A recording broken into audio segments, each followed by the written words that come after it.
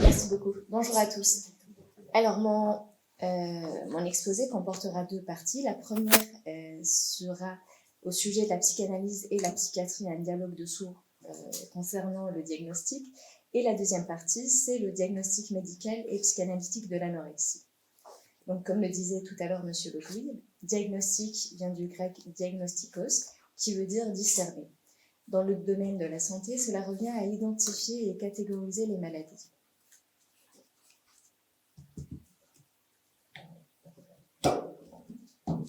Alors, pendant de nombreux siècles, prédominait une lecture religieuse de la maladie. Oui, pardon, excusez-moi. Donc, pendant de nombreux siècles, prédominait une lecture religieuse de la maladie. Certaines étaient l'œuvre du malin, telles que les folies. D'autres bénéficiaient d'une considération plus favorable. Par exemple, l'anorexie. Plus fort. Oui. Alors, d'autres, tels que l'anorexie, bénéficiaient d'une considération plus favorable. Donc d'ailleurs, l'anorexie revêtait des allures de sainteté, où renoncer à la nourriture terrestre était assimilé à une dévotion, à une élévation. Donc le diagnostic a une fonction. Il permet de prescrire le traitement approprié, cela en médecine comme en psychanalyse, mais avec quelques différences. En médecine, la cause du diagnostic est importante. Elle permet aux médecins de prescrire des actes et des thérapeutiques qui vont avoir un impact sur le réel de l'organisme, médicaments, interventions chirurgicales, etc. En psychanalyse, le diagnostic peut mettre des années à se révéler dans le transfert. Et cela n'empêche pas l'avancée de la cure, grâce aux libres associations du patient ou du psychanalysé. Ça, c'est du côté du clinicien. Côté patient, le diagnostic peut terrifier, peut soulager, ou simplement s'aligner par rapport à une certaine réalité.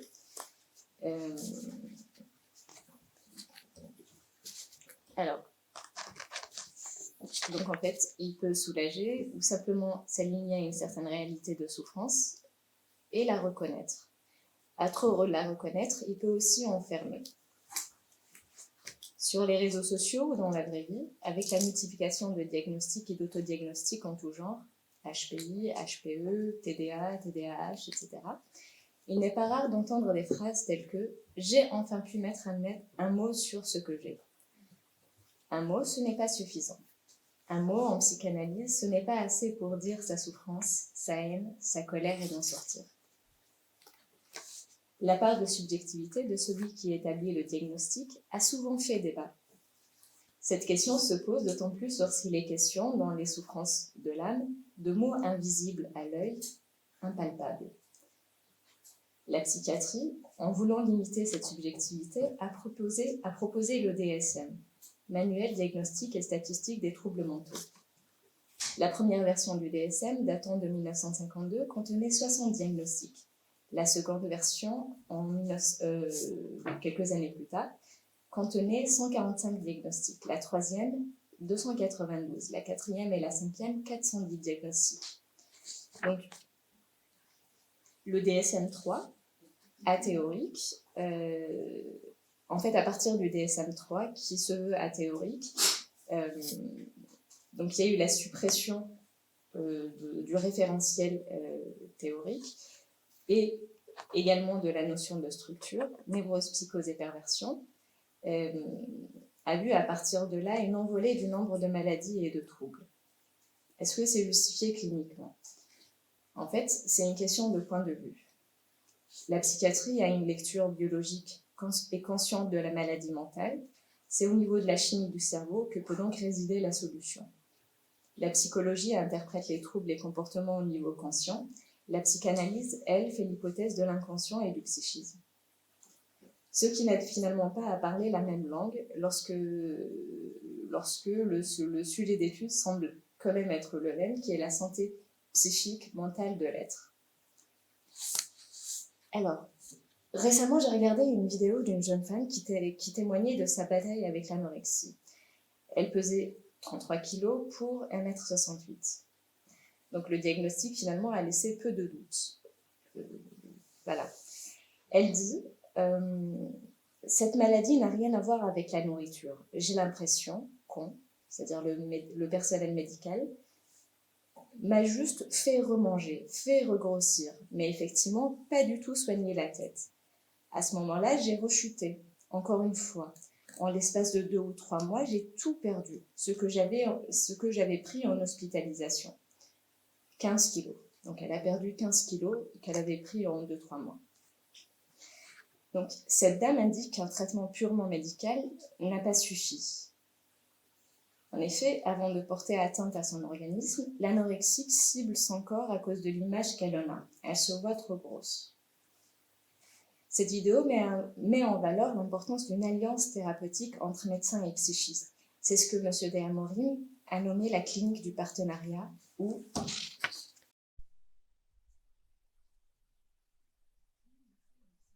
s'habituent à opérer cliniquement ensemble. La conséquence de cette politique est qu'il sera plus facile pour le médecin, déteneur du premier transfert, d'introduire le psychanalyste dans la relation qu'il, le médecin, a réussi à établir avec le patient. Le sujet de l'anorexie m'évoque la situation d'une patiente de 12 ans que je reçois depuis plusieurs mois. B a d'abord été examinée par un médecin qui a posé le diagnostic d'anorexie et proposé une psychothérapie pour la jeune fille. Ce transfert de confiance a été bénéfique pour la mise en place du soin. À sa première séance de psychothérapie, elle dit « Le médecin dit que je suis anorexique ». Je lui ai tendu le dictionnaire dans lequel elle a vu la définition de l'anorexie et dans laquelle elle s'est reconnue. Cette première étape validée, cela n'indique pas pour autant dans quelles eaux on navigue. Cela ne disait pas le diagnostic structurel au final. Donc, comme cela a été dit, les structures sont la névrose, la psychose et la perversion. Elles déterminent le filtre à travers lequel on regarde la réalité et les mécanismes plus ou moins coûteux psychiquement pour interagir avec le monde et l'autre. À la différence de la médecine, la psychanalyse ne fait pas reposer le diagnostic sur les symptômes, car ces derniers peuvent disparaître. La structure, elle, est durable. Elle peut s'assouplir, mais reste constante. Le diagnostic spécifique, notion élaborée par le docteur Lioubi, identifie la voie qu'emprunte la libido au sein d'une structure. C'est par exemple la schizophrénie au sein de la psychose. C'est la coloration par-dessus le filtre entre l'individu et le réel. L'expression subjective du mal-être. L'anorexie, comme la dépression, n'indique pas spécifiquement une structure. Elles peuvent se trouver du côté de la psychose comme du côté de la névrose, mais avec des différences. Donc, par exemple, le type d'angoisse, l'intensité des angoisses, les mécanismes de défense et le lien avec la réalité qui peut être différent également. Alors, dans la situation de cette patiente, après 3 mois de cure environ, la balance a penché du côté de la psychose, suite à l'examen d'une certitude inébranlable qui porte sur les mauvais traitements, qui porte sur les mauvaises intentions de tout le monde envers elle, laissant entrevoir une hypothèse de paranoïa. Cependant, je nuance mon propos, parce qu'à son âge, la structure n'est pas encore chose figée. Si elle est au courant du diagnostic d'anorexie, l'autre diagnostic est un éclairage dont dispose le seul clinicien, pour conduire la cure à bon port. Selon l'enseignement du Dr De Amorim, la cure avec un névrosé ne se conduit pas de la même manière qu'avec un psychotique ou un pervers. Le diagnostic structurel permet notamment d'affiner le choix parmi les techniques à disposition du clinicien. Par exemple, l'interprétation ou la scansion avec levée de séance peuvent pousser un psychotique vers la décompensation, ce qui n'est pas souhaitable. Depuis le début de la cure avec B, s'est posée la question de la prise d'anxiolytiques, d'antidépresseurs. Cette dernière a refusé de prendre des médicaments et de rendre visite au psychiatre, cela malgré l'insistance de sa mère et de son médecin traitant. L'insistance du médecin m'indiquait qu'il était important que la psychothérapie se déroule à un rythme soutenu, à savoir, dans son cas, 3 séances par semaine. La suite de cet exposé en donnera un bref aperçu. En médecine, le diagnostic d'anorexie repose sur la triade anorexie, amaigrissement, en moins 10% du poids normal, 25% dans le DSM, et aménorrhée. La psychanalyse prend en compte ces éléments. Elle se déclenche, donc l'anorexie, généralement à la puberté, avec l'apparition des caractères sexuels secondaires. Elle concerne généralement de jeunes femmes entre 12 et 25 ans. La puberté est un moment de gros changements physiologiques et psychiques, et pour ces raisons, c'est aussi un possible moment de bascule dans la psychopathologie, car accepter d'aller de l'avant et de quitter l'enfance requiert des bases identificatoires et narcissiques solides. Le corps change, c'est un fait.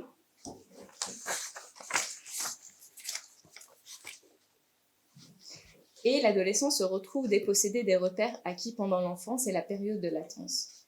Pour faire ce pas vers l'avant, il est important qu'il trouve appui sur autre chose que le rien. Signifiant important dans l'anorexie, il est important que celui qui passe progressivement vers l'âge adulte puisse s'étayer sur des investissements d'objets un minimum teintés des roses pour vouloir continuer de vivre et grandir. En effet, au moment où il est possible d'accéder à une sexualité génitale, à un corps de femme et à des objets d'amour autres que parentaux, l'anorexique rétropédale refuse ce corps et cette génitalité pour reprendre une modalité d'être plus archaïque et qui repose sur une fixation de la pulsion au stade oral, où il y a besoin que l'autre s'inquiète de son alimentation, de son poids, anormalement bas, qu'elle donne à voir. D'ailleurs, c'est assez surprenant qu'elle se voie trop grosse avec un poids pareil. Tel un nourrisson, les parents négocient avec elle les cuillères supplémentaires de tel ou tel aliment et scrutent son poids pour veiller à sa survie. Il n'y a plus d'intimité, il n'y a plus de limite. L'anorexique réveille un vieux lien de dépendance à ses parents, au moment où il est possible de construire son autonomie. Dans cette pathologie, la pulsion d'autodestruction saute aux yeux. D'ailleurs, la captation du regard est effectivement un aspect essentiel et manifeste.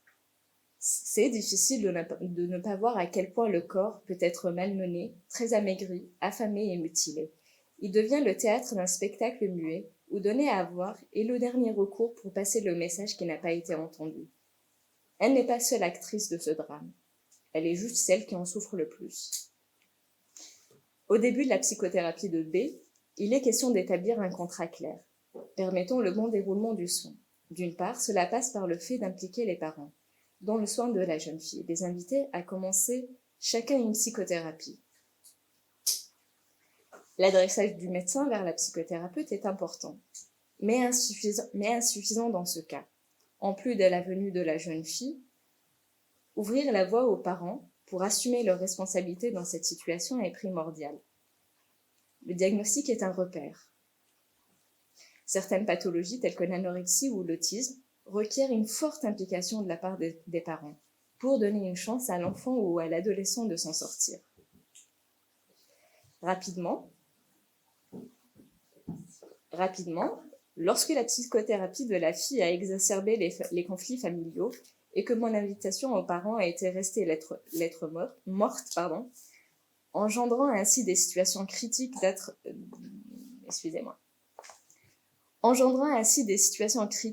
d'actes d'auto-agressivité, de scarification, de refus alimentaire, la psychothérapie pour les parents s'est transformée en condition sine qua non de cure. Sans eux en cure, je ne pouvais recevoir leur fille. D'autre part, il s'agissait d'énoncer à la jeune fille qu'il fallait qu'elle mange davantage, si elle voulait que sa cure se poursuive. Car l'optique d'une psychothérapie n'est pas... Ok, merci. Excusez-moi. Donc,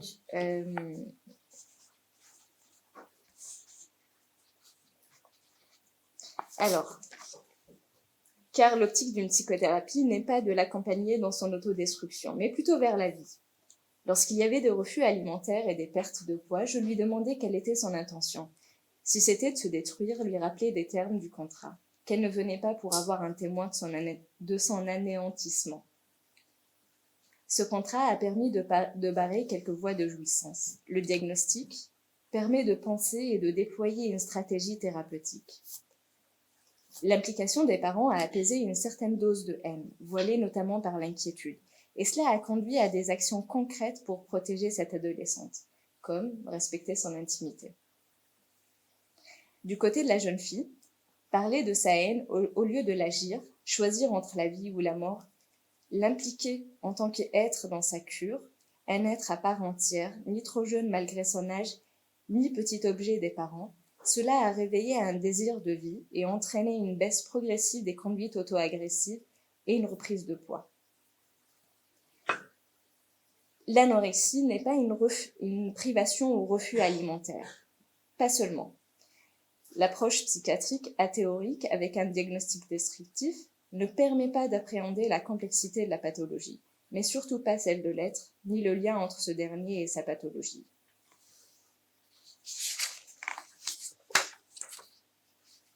Si l'anorexique donne à voir un corps trop maigre, qu'elle tend à amaigrir davantage, c'est aussi pour indiquer que ce dernier devenant celui d'une femme ne lui convient pas. Je trouve cet échange avec B instructif.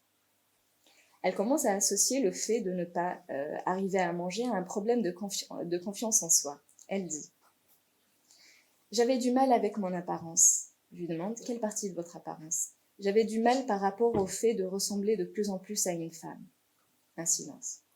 À quoi vous fait penser le fait de ressembler à une femme ? Je ne m'en sentais pas prête, dit-elle. Ce n'est pas qu'il y avait de la peur, mais je ne m'en sentais pas prête. Je lui demande, est-ce qu'il y a de la peur ? Oui, parce que je n'avais pas envie de grandir. Cette séance est suspendue sur ces paroles. Quelques instants après, la séance suivante s'ouvre sur.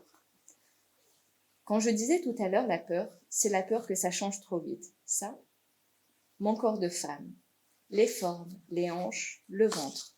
Quand je vois les autres femmes, je lui demande de nommer, ma mère. C'est elle que je vois tous les jours. Je n'ai pas envie d'avoir la même morphologie qu'elle. J'ai peur d'avoir la surprise que mon corps change trop vite. J'essayais de l'appréhender. Aujourd'hui, j'essaye de l'accepter. Point. Pour cette jeune fille, refuser de manger servait à garder un corps de prépubère et ne pas avoir le même corps que celui de sa mère, ni celui des femmes qu'elle côtoyait. Elle ne mangeait rien, ne s'identifiait à rien, ni personne pour bâtir son corps, son avenir. Les parents disaient se sentir impuissants et qu'ils ne pouvaient rien faire dans cette situation. Rien. Le rien devient alors une réalité tangible, un signifiant important. Ce n'est pas qu'elle ne mange pas, mais plutôt qu'elle mange rien. L'objet rien devient alors un objet réel. Avec ce rien dont l'anorexique se gave, le manque qui ne parvient pas à être nommé, à être symbolisé, devient visible. Aussi, en mangeant rien, l'adolescente entre dans un rapport de force avec l'autre parental, mais plus largement familial, social, une position de refus dont l'enjeu est de maintenir le désir, y compris celui de manger rien, c'est-à-dire le manque. Dans la direction de la cure, Lacan explique la position anorexique, qui est une position assez radicale, comme un ultime refuge, un espace de respiration, un manque créé pour animer le désir, lorsque l'autre primordial non barré de l'enfant ne laisse pas de place à ce dernier pour l'expression de son désir. Le renoncement pulsionnel qui se traduit par une fixation à un stade de développement sexuel antérieur, le stade oral dans l'anorexie, est une façon chèrement payée d'éviter la réactualisation dans le fantasme du conflit oedipien. Du côté des parents, la psychothérapie avance dans le sens de moins jouir de son enfant et de refaire couple. Ceci est un bref aperçu dans le diagnostic spécifique. Ceci est un bref aperçu d'une cure dont le diagnostic spécifique était donné et dont le diagnostic structurel s'est dévoilé, quelques mois après le début des séances. En psychanalyse, le diagnostic n'est pas une fin en soi. C'est la cerise sur le gâteau, juste un éclairage, celui du Nord, et qui s'oppose fortement à ce que peut être la tendance diagnostique du DSM. Alors, je vais conclure là-dessus et je vous remercie de votre écoute.